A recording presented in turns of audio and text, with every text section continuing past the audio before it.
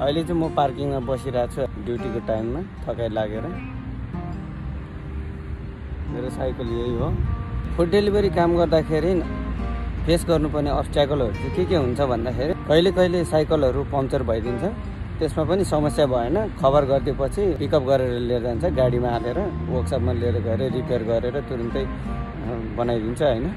अर्को कुरो भनेको अर्डर डेलिभरीहरू रेडी हुनको लागि अलिकति टाइम लाग्छ, त्यतिखेर चाहिँ सपोर्टमा कुरा गर्नुपर्ने हुन्छ। अर्को कुरा भनेको कहिले कहिले क्रोसियामा मौसमको पत्तै पाउँदैन।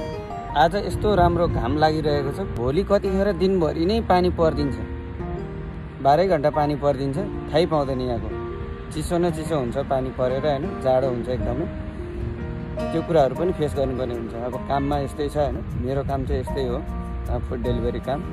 हप्तामा 2 दिन छुट्टी हुन्छ, 5 दिन चाहिँ काम हुन्छ। कहिले कहिले काम गर्ने क्रममा चाहिँ यहाँको भर्खरको केटाहरू उनीहरूले कहिले कहिले पैसा माग्छन्, कहिले खानेकुराहरू मागेको हुन्छ।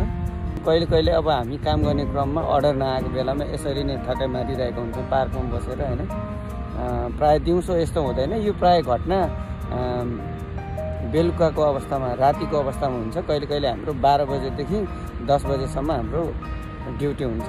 अब जस्तै एक हप्ता 12 बजेदेखि 10 बजेसम्म हुन्छ भने कहिले अब एक हप्ता 8-10 को पनि हुन्छ, एक हप्ता 10-8 को पनि हुन्छ। यसरी चाहिँ ड्युटी भइरहेको हुन्छ हाम्रो।